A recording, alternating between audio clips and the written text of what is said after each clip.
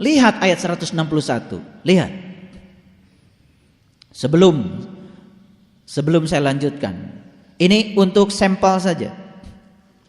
Qul innani hadani rabbi ila siratim mustaqim.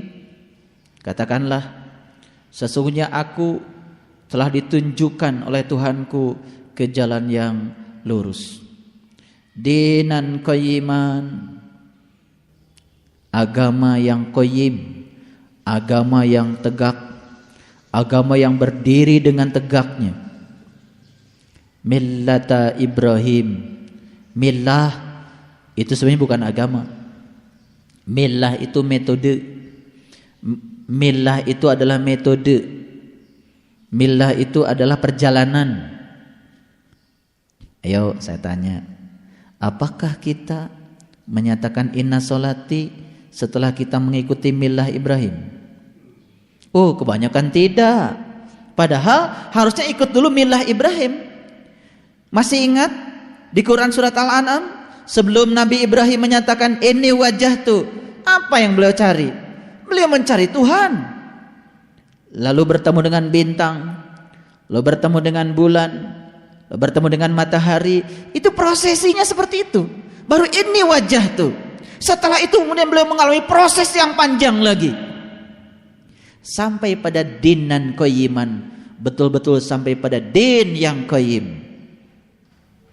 Din itu sebetulnya adalah alam cahaya. Qayyim yang selalu tegak berdiri di hadapan kita saat dimana kita bertawajuh kepadanya. Hanifan, yang hanif, millah Ibrahim yang hanif, metodenya perjalanan Nabi Ibrahim yang lurus, yang lembut. Wa ma kana minal musyrikin, dan bukanlah aku termasuk orang-orang yang musyrik. Ayo, setelah kita enggak musyrik lagi, baru kata Allah, boleh kamu mengatakan kul. Lihat, ada kulnya di situ? Ada. Inna solati. Jadi inna solati wa nusuki wa mahyaya wa lillahi rabbil alamin. Untuk siapa? Untuk siapa? Itu hanya diperuntukkan untuk orang-orang yang sudah tidak musyrik lagi. Lihat. Pakai kecerdasan melihatnya. Jadi ketika orang itu sudah diizinkan mengatakan kul innani hadani rabbi, sesungguhnya aku telah ditunjukkan kepada jalan Tuhanku, ila siratim mustaqim, yaitu jalan siratal mustaqim, dinan qayyiman. Begitu ditujukan pada jalan siratal mustaqim sampai pada dinan qayyiman. Begitu rambutnya sudah dibelah 7, sampailah pada dinan qayyiman. Itulah yang disebut dengan maliki yaumiddin. Itulah maliki yaumiddin. Makanya setelah kita menyaksikan maliki yaumiddin, berikutnya apa? Iyyaka, hanya kepadamu na'budu, aku menyembah. Wa iyyaka, hanya kepadamu nasta'in, aku minta tolong. Apa iya kita hanya minta tolong pada dia saja? Kenyataan kita masih minta tolong pada yang lain. Berarti kita masih harus menyempurnakan lagi ucapan kita supaya selaras dengan tindakan kita. Lalu Allah katakan dinan qayyiman. Apa dinan qayyiman? Millah Ibrahim. Metode perjalanan spiritualnya Ibrahim. Saya ingin menyampaikan selamat buat ayahanda ibunda yang sudah memulai perjalanan spiritualnya seperti perjalanan Nabi Ibrahim. Kita tidak langsung mengatakan ini wajah tuh, tapi kita melakukan proses pencarian dulu. Setelah sampai di wama ana minal musyrikin, jalan lagi kita membebaskan diri kita. Karena setelah itu akan banyak sekali yang datang kepada kita mengganggu stabilitas ruhaniah kita. Makanya saya bilang tadi, membiarkan diri sepenuhnya di jalan spiritual menakutkan, tetapi imbalannya menakjubkan bagi mereka yang sudah bisa melihat dengan mata basyirah. Gak main-main kita ngaji ini. Jadi ada yang masih kelewat dalam perjalanan rohani kita. Mungkin ada yang masih kelewat. Setelah ini wajah itu kita tiba-tiba langsung inna sholati. Enggak. Harus ada satu fase yang kita lalui. Salah satu fasenya adalah yang dinyatakan. Jadi Nabi Ibrahim dapat ujian. Dapat ujian. Nabi Ibrahim ujiannya menakutkan. Menakutkan. Tapi Nabi Ibrahim derajatnya menakjubkan. Aneh. Kita pengennya yang menakjubkan saja. Tetapi tidak mau melewati jalan yang menakutkan. Jadi pengennya kita hasilnya saja. Ya Allah. Pengennya masuk surga langsung. Menakutkan perjalanan Nabi Ibrahim. Menakutkan. Perintah-perintah Allah yang diberikan pada Nabi Ibrahim menakutkan. Tetapi hasilnya menakjubkan. Kita pengennya langsung menakjubkan. Pengen kayak Nabi Ibrahim, tapi cengeng. Dikit-dikit curhat.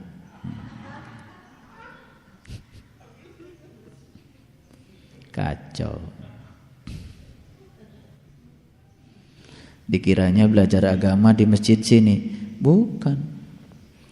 Kita belajar agama dalam kehidupan sehari-hari, setiap detik, setiap saat.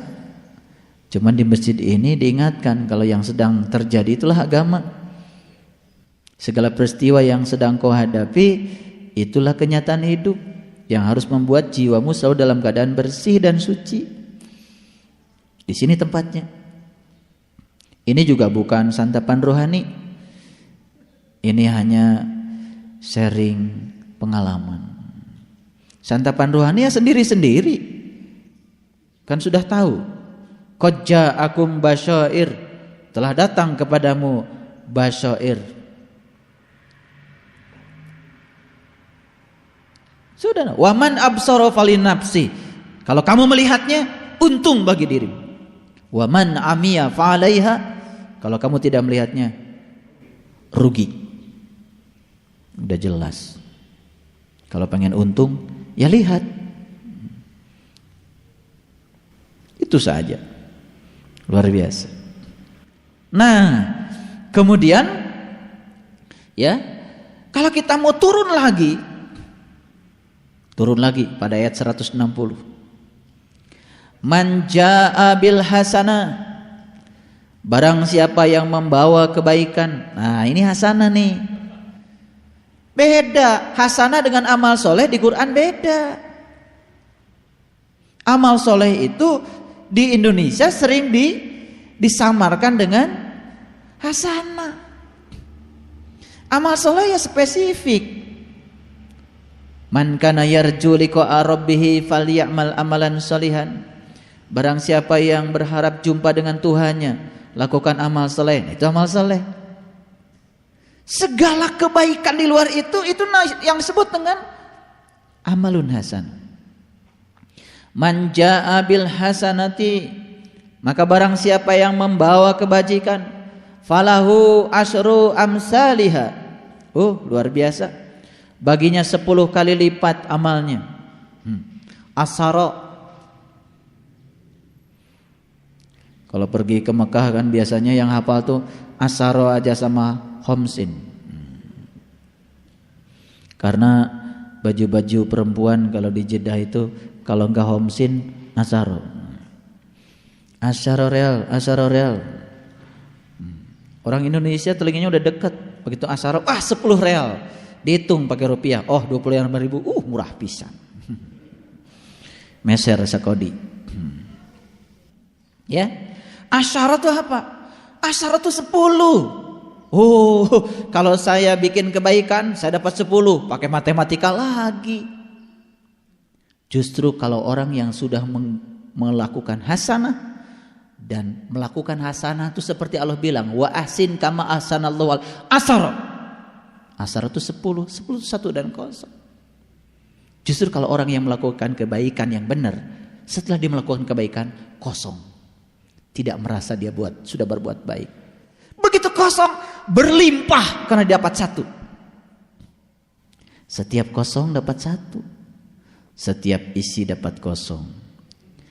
Nah, salah lagi. Selama ini kalau saya bikin kebaikan 10, bikin lagi 20, terus aja riweuh, di kepalanya banyak matematika.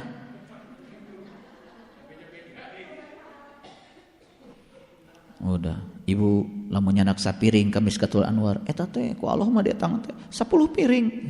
Emangnya di sana mau makan piring? Manja abil hasanah, kalau kita melakukan kebajikan lupakan. Tapi kalau orang lain melakukan kebajikan pada kita, ingat-ingat.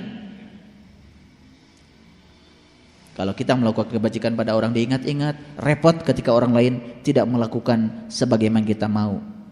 Mani kacida pisannya, gitu. Mani teu emut ka abdi, cacakan abdi teh kirang kumaha. Udah pakai bahasa sastra. Kirang kumaha. Jadi barang siapa yang membuat kebajikan 10, bagi kita apa? Kosongkan. Maka kita akan dapat 1. Artinya apa? Keberlimpahan. Makin kita kosongkan ketika kita membuat kebajikan, makin banyak yang kita terima, bahkan melampaui yang kita pikirkan. Lalu kita pusing ketika kita hanya ongkos cenah 10. Mun masihan sapiring teh jadi 10, emang rek dahar 10 piring. Aneh-aneh aja ngajinya. Asar amsalia. Wa man jaa bisayyi'at fala yuzza illa mislaha. Tapi kalau kita melakukan kejahatan enggak dihitung 10. Artinya apa? Iya. Kalau melakukan kebajikan kosongkan, dapat yang 1. Kalau kita melakukan kejahatan jangan dihitung pakai masa melakukan kejahatan dilupakan. Kalau kita mau kejahatan ingat-ingat.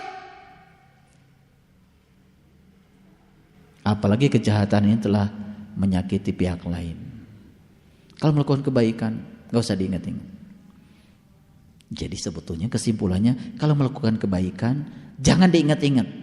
Kalau melakukan kejahatan ingat-ingat. Itu maksudnya.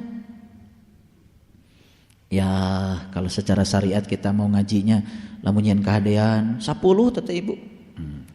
Jadi sahuruf teh 10. Ngaji teh ngitung huruf. Alhamdulillah abdi tadi ngaos. Sabaraha juz ibu? 2 juz. Sabaraha huruf ibu? Kayak urang etang heula. Jadi selalu saja seperti itu. Padahal kalau kita melakukan kebajikan, asar 10. Kosongkan. Tanpa kita mengingat-ingatnya, justru kita akan mendapatkan wayarzuqu min haitsu la yahtasib. Kita akan mendapatkan jauh melampaui yang kita pikirkan. Sudah begitu belum? Itu ayat 160 tuh. Terus 159, terus 58, nyambung nanti ke ayat 80. Jadi 79 dengan 162 nyambung lagi. Baru sempurna doa iftitahnya. Oke, jadi simpulkan dulu sampai sekarang. Kalau begitu doa iftitah kita selama ini setengah bolong. 83 ayat bolong, belum dialami. Nah, lo.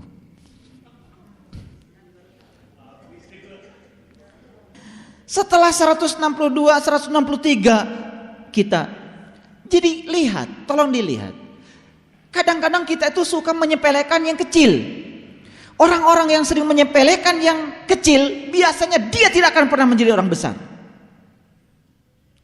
Peduli pada hal kecil, itu adalah gerbang awal untuk membuat kita menjadi besar. Mana yang kecil? Itu di ayat 162 ada kata kul. Ayo, jangan dilewat itu. Sadari. Kul itu perintah bukan? Apa artinya? Katakanlah. Betul nggak? Jadi ternyata kalau katakan, bagaimana Jakarta itu? Hanya untuk orang yang baru pulang dari Jakarta. Betul? Betul. Coba ceritakan bagaimana indahnya Papua. Belum pernah ke Papua disuruh cerita Papua. Gila tuh yang nyuruhnya. Makanya surah terakhir Al-Quran dimulai dengan Qul huwallahu ahad. Qul a'udzu birabbil falaq. Qul a'udzu. Artinya kalau kita sudah masuk fase terakhir dari Quran, artinya kita itu sudah dianggap oleh Allah sudah mengalami. Dan kul itu hanya untuk mereka yang sudah mengalaminya. Jadi kalau begitu, Bapak Ibu dari dulu sudah mengucapkan inna solati, padahal belum disuruh kul. GR. Karena kita tidak pernah baca kulnya. Padahal di ayat ini ada kul. Enak aja langsung aja baca. Kata Allah, lu udah dikasih kul belum? Belum. Ngalami juga belum. Ini kita jadi apinya ngomong itu. Asal ngomong, gak ada isinya. Yang bahas Quran juga banyak.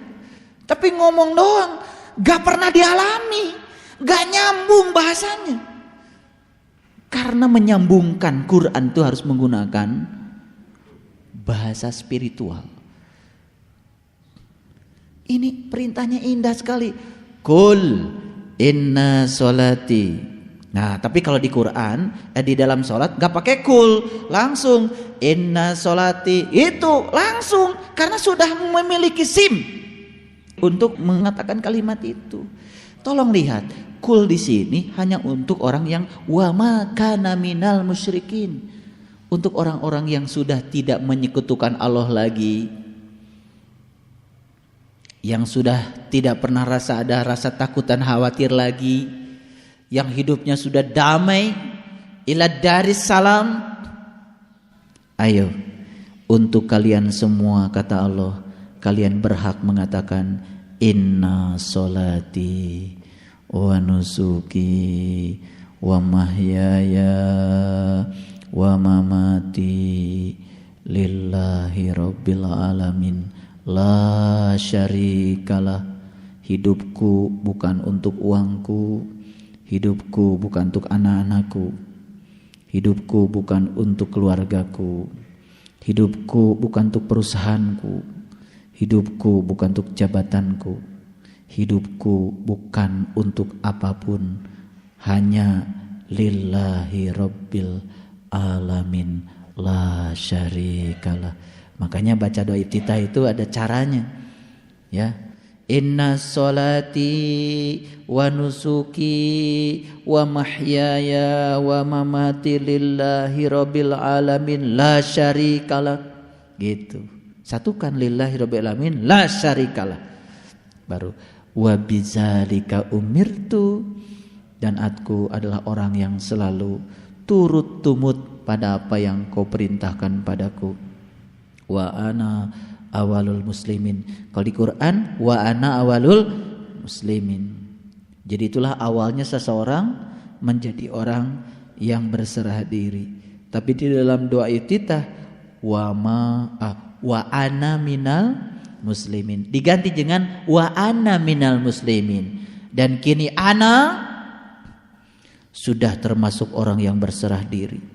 Nabi Ibrahim saja setelah mengalami ayat 80 sampai ayat 161 baru awal kita sudah melampaui Nabi Ibrahim. Gak pakai awal lagi. Kita bilangnya apa? Wa ana minal muslimin. Oh keren. Wa ana.